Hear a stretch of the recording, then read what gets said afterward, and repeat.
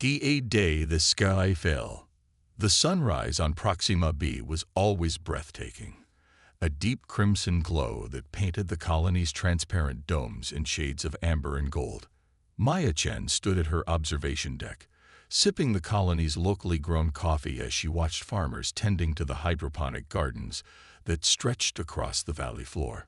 5 years since humanity had established New Haven, and already the colony was thriving beyond all projections. "Operations report looks good," said Eli, her second in command, sliding a tablet across the desk. "Water reclamation at 97% efficiency. Crop yields up 12% from last quarter." Maya nodded, allowing herself a small smile. The council will be pleased. Could mean more funding for the education center. As civilian administrator of humanity's most distant colony, Maya took pride in what they'd built here. A community of scientists, farmers, engineers, and teachers. 4,000 souls living in harmony on a planet that had once seemed impossible to inhabit.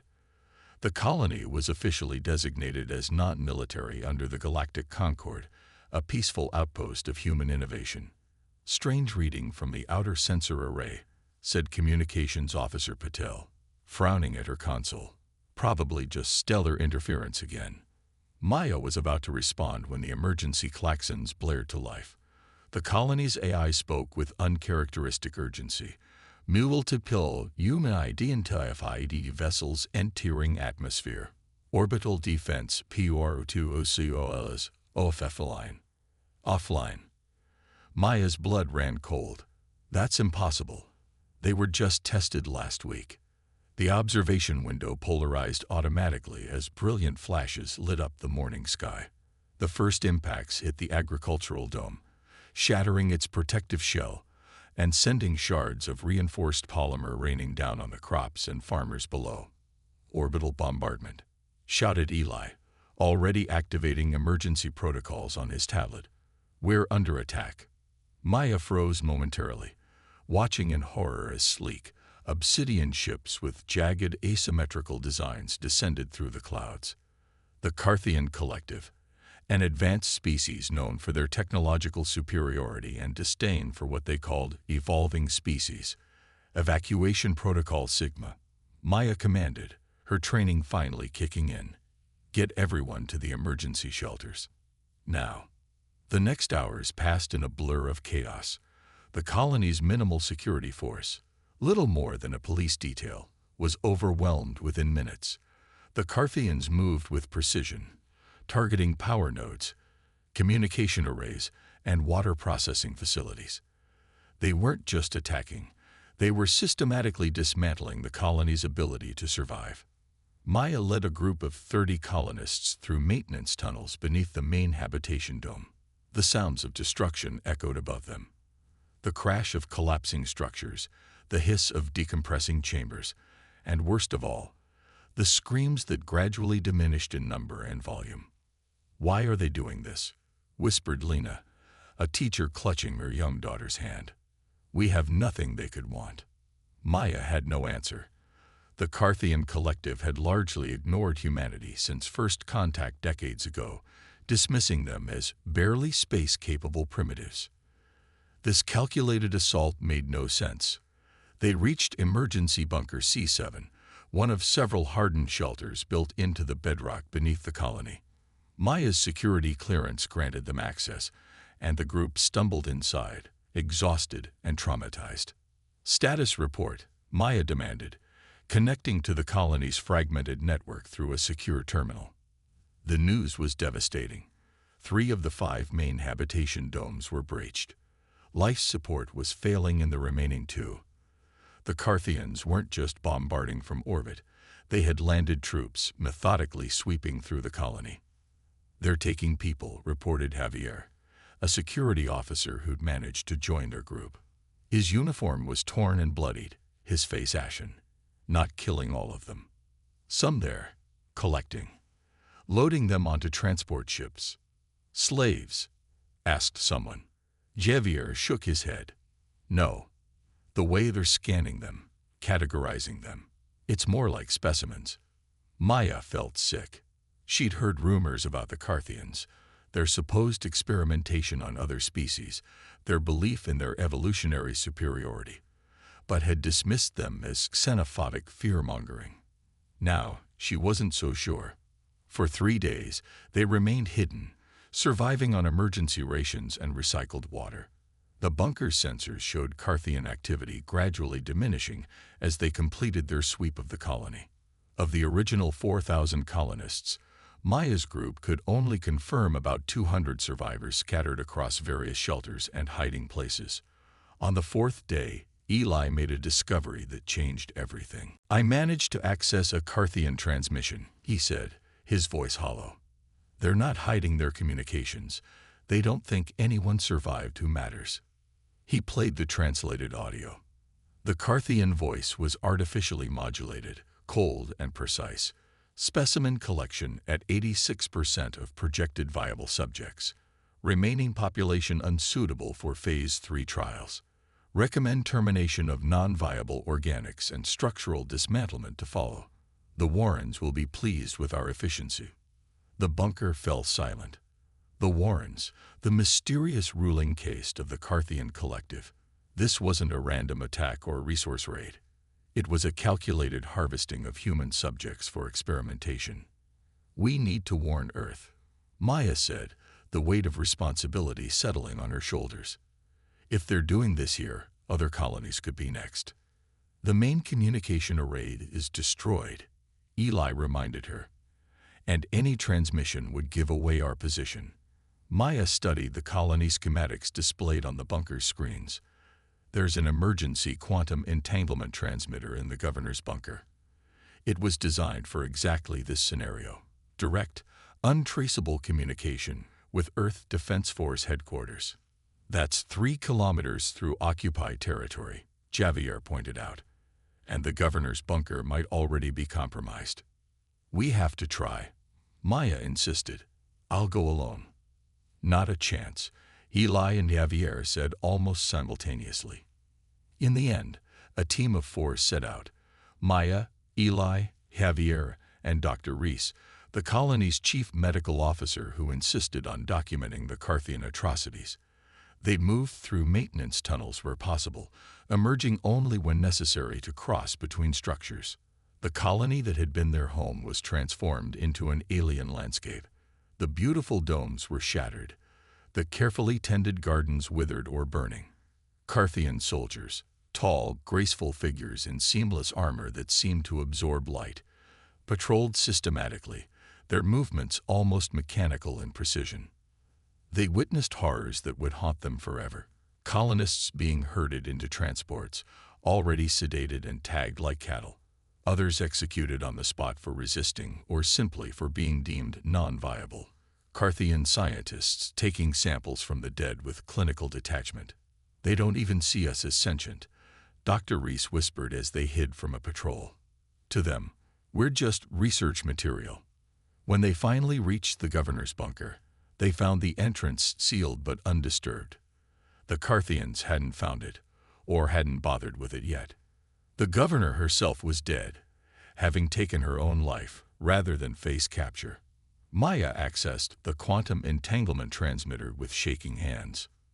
"This is Colonial Administrator Maya Chen of New Haven Colony on Proxima B," she began, her voice steady despite her fear.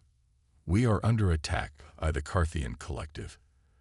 They have destroyed most of the colony and are abducting survivors for experimentation. This is not a raid or territorial expansion. It is a calculated harvesting of human beings." She uploaded Dr. Reese's footage and the intercepted Carthian transmissions. "Our colony was peaceful, unarmed. We posed no threat. They struck without warning or mercy." Her voice finally broke. "Helpless, and stop them before they target other colonies." The transmission went through, the quantum link briefly flashing green before going dark again. They had no way of knowing if anyone had received it or if help would ever come. As they prepared to return to their hidden survivors, Javier's handheld scanner picked up increased Carthian activity. "They're converging on this sector," he warned. "They must have detected the energy spike from the transmitter. We need to move." "Now," Eli urged. But it was too late. The bunker shuddered as something massive impacted above them. Dust rained from the ceiling as the Carthians began cutting through the reinforced door. Maya drew the sidearm she'd taken from the governor's desk. It felt inadequate against the technological superiority about to breach their shelter, but she refused to be taken without a fight. Whatever happens, she told her companions, Earth knows now. They'll come. Eli nodded grimly, and heaven help the Carthians when they do. The door began to glow red as the cutting beams intensified. In her mind, Maya pictured the Earth Defense Force receiving their desperate message. She imagined the fleet mobilizing, weapons priming, soldiers preparing. The Carthians had struck a peaceful colony, believing humans too weak to pose a threat. They would learn how terribly wrong they were. The door fell inward with a thunderous crash, and blinding light flooded the bunker. 47 light-years away, in the hardened command center beneath the Olympus Mons military academy on Mars, Admiral Helena Voss stared at the transmission playing on the main screen. The room had fallen dead silent as Maya Chen's desperate message and the accompanying footage revealed the extent of the Carthian atrocities. When the transmission ended, Admiral Voss didn't hesitate. "Deploy the 7th Fleet," she ordered, her voice cold as interstellar space. "All ships. Full combat configuration." "The 7th, Mum?" Her XO questioned. "That's our heaviest battle group." "Yes," Voss replied, her eyes still fixed on the final frame of the transmission. Maya Chen standing defiant as the bunker door began to glow. "And I want the Carthians to know exactly what's coming for them." Across the solar system, the most powerful engines humanity had ever built began to ignite. The Earth Defense Force, held in check for decades by diplomatic constraints and peaceful directives, was finally unleashed. The Carthians had targeted the defenseless. Earth's retribution was coming.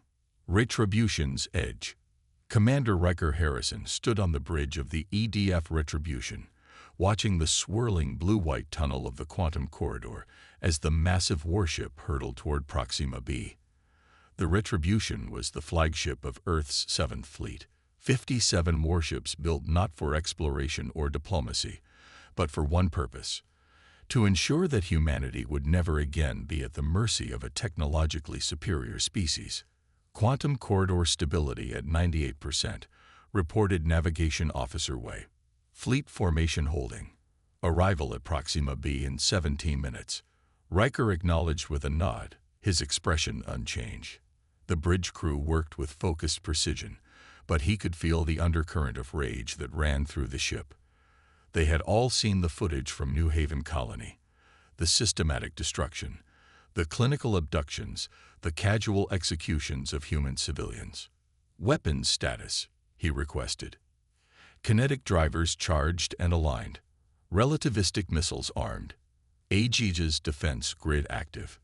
Drone swarms primed for deployment, reported Weapons Officer Katri. Combat systems at full readiness. Riker turned to his XO, Commander Sophia Dias. "The Carthians believe their technological advantage makes them untouchable.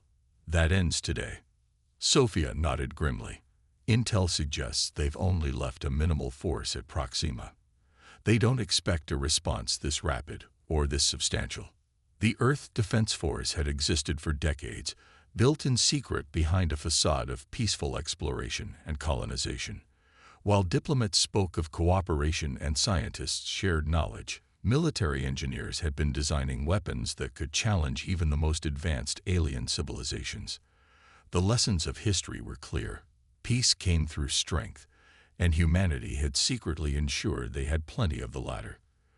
"We've received the final intelligence package from Deep Recon drones," announced Communications Officer Patel. "Displaying now." The holographic display at the center of the bridge came to life, showing the devastated colony and the remaining Carthian forces. 3 cruiser-class vessels in orbit, a ground force of approximately 200 soldiers. Scientific teams still processing captives in what remained of the colony's medical center. "They're not even trying to hide what they're doing," Sophia said, disgust evident in her voice. "They really don't think we can touch them." "Prepare for quantum corridor exit," announced navigation. All hands to combat stations. Riker took his command seat as alert signals pulsed across the ship. Execute Phase 1 the moment we emerge. No warnings, no demands for surrender. They gave our people none. The quantum corridor collapsed in a flash of light, and the fleet emerged in tight formation, a perfect sphere of destruction centered on the Carthian vessels. Target lock confirmed. Firing solutions uploaded to all ships, reported Katri. Riker's voice was steel. Execute.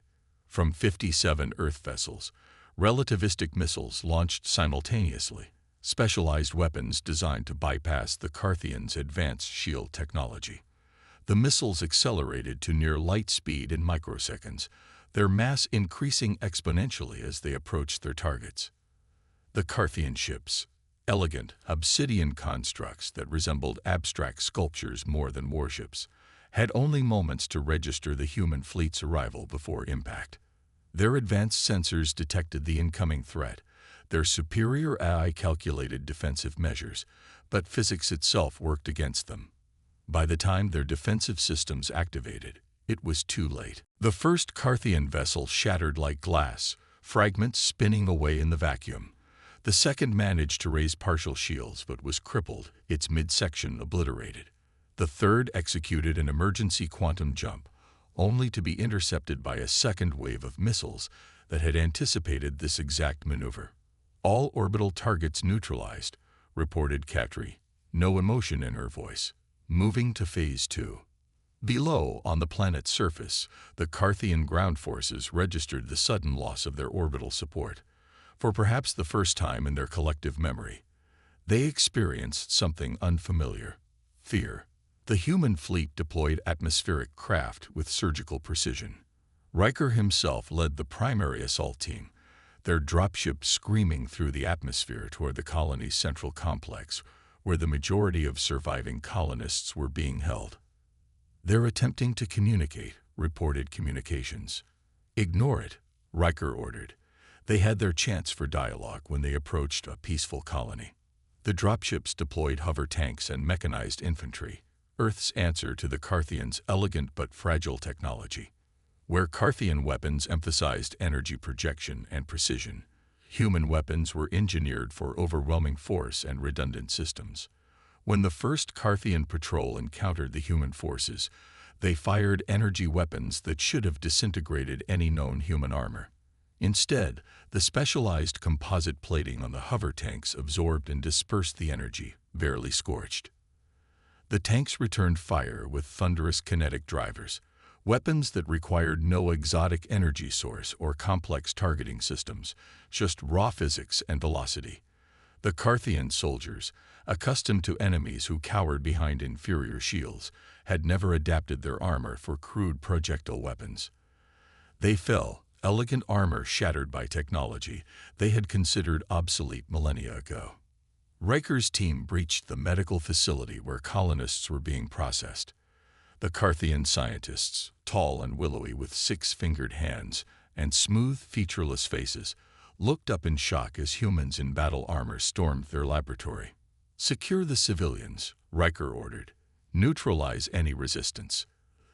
The Carthian scientists raised their hands in surrender, a universal gesture they must have learned from studying humans. But Riker had seen the footage of what they had done to the colonists. He had seen children tagged and sorted like specimens, had seen the dissection tables prepared for non-viable subjects. His hand tightened on his weapon. "Commander," Sophia said quietly beside him, "we're better than them." He hesitated, then nodded sharply. "Secure them for transport and interrogation. We need to understand why they targeted us specifically." As the battle for the colony unfolded, it became increasingly clear that the Carthians, for all their technological advancement, had fundamentally misunderstood humanity. They had analyzed human physiology, human technology, human social structures, but they had failed to grasp human resolve. They had calculated that a species at their technological level would be incapable of meaningful resistance, especially a peaceful colony with no military presence. They had not anticipated a response of such overwhelming force, delivered with such ruthless efficiency. Within hours, the remaining Carthian forces were either captured or eliminated. Emergency medical teams from the fleet attended to the surviving colonists, many traumatized or injured from their captivity. Among the rescued was Maya Chen, battered but alive. The Carthians had kept her for special study after learning she was the colony's administrator. "You came," she said simply when Riker found her in the medical bay of the Retribution. "We always would," he replied. "No human colony stands alone, especially not against this." Maya studied him. "What happens now? To the Carthians, I mean." It was the question that had been troubling Riker since the battle ended. Earth's response had been decisive, overwhelming. Exactly what was needed to save the colony and demonstrate humanity's capacity for self-defense. But what came next would define humanity in the galactic community. "We've captured enough of their technology and personnel to understand their capabilities," he said carefully, "and to send a message to their leadership." "Annihilation?" Maya asked, her voice hollow. "Becoming what they are?" Riker shook his head. "No, something more powerful." 3 days later, a single human vessel, the diplomatic cruiser EDF Covenant, arrived at the edge of Carthian space. It transmitted a simple message on all frequencies, along with comprehensive data on the Proxima B engagement and footage of the Carthian atrocities. The message was brief. "You targeted those you perceived as defenseless. You now understand this perception was flawed.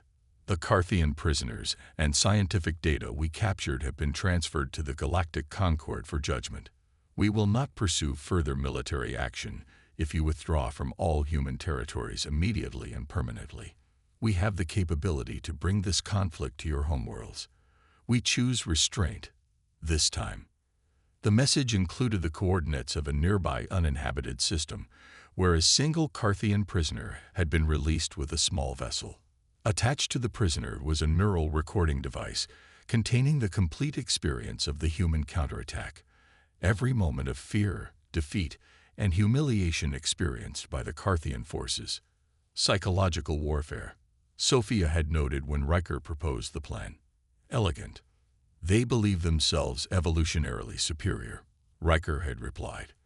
Let them experience what it feels like to be a primitive species facing extinction. Back in Earth's solar system, the Defense Council convened to discuss the Proxima B incident and its implications. The Carthian threat had been neutralized for now, but questions remained. We've commissioned a full security review of all outlying colonies, Admiral Voss reported. Defense systems are being deployed even to research outposts. No human settlement will be left vulnerable again. And the Carthians? Asked the Secretary General. Do we anticipate retaliation? Admiral Voss displayed the latest intelligence. Our assessment suggests they're withdrawing from all regions near human space. The demonstration at Proxima B appears to have had the desired effect. Then we showed appropriate restraint, the Secretary General concluded. Restraint, yes, Admiral Voss agreed, but also unmistakable strength. The galaxy now understands that attacking human colonies, any human colonies, triggers a response they cannot afford. 6 months later, Maya Chen stood once again at her observation deck on New Haven Colony. The domes had been rebuilt, stronger than before. Hidden defense systems now lay beneath the peaceful surface of the colony, ready if ever needed again. She watched children playing in the gardens, scientists working in the new research center, families going about their daily lives.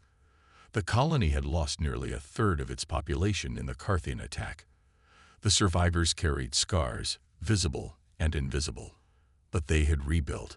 They had continued. Proxima B's crimson sun was setting, casting long shadows across the landscape. In orbit above, the outline of an Earth Defense Force Sentinel ship was just visible against the darkening sky, a guardian keeping silent watch. Maya thought about the message humanity had sent to the galaxy, not just that they could fight, but that they could win, and then choose peace from a position of strength. The Carthians had retreated to their territory. The Galactic Concord had formally censured them, and several previously neutral species had opened diplomatic relations with Earth, seeking alliance with the civilization that had humbled the Carthian collective. Administrator Chen called her new assistant, interrupting her thoughts. "The school committee is ready for you." Maya smiled and turned away from the window. The new education center, built with reinforced materials that could withstand orbital bombardment, was hosting its opening ceremony today. Life continued. Humanity moved forward. As she walked through the colony, she passed a simple monument erected in the central plaza. It bore no names, just a simple inscription in multiple languages. They struck the defenseless. We answered. We endure. And in the vast darkness beyond the colony's bright domes, the stars watched in silence, and perhaps with newfound respect. Across the galaxy, in the gleaming towers of the Carthian High Command, the Warrens, the secretive ruling caste, gathered in their sanctum. For the first time in recorded history, fear permeated their deliberations. "The humans were supposed to be primitive," hissed one, their translucent skin flushing with agitation. "Our analyses indicated minimal defensive capabilities." "Our analyses were wrong," stated another coldly. "And now we have lost an entire scientific expedition fleet." They reviewed the neural recording from their returned soldier again, experiencing the terror of facing an enemy that had remained hidden until provoked, an enemy that combined primitive brutality with unexpected technological sophistication. "We must reassess," concluded the first Warren finally. "The humans are not what we believe them to be." In the archives of the Carthian Collective, a new designation was recorded for the species known as humans. Approach with extreme caution. Peaceful appearance conceals lethal capability. Do not provoke. The galaxy had learned an important lesson about the deceptively peaceful species from the third planet of an unremarkable yellow star. They'd protect their own. And heaven help any who forget it.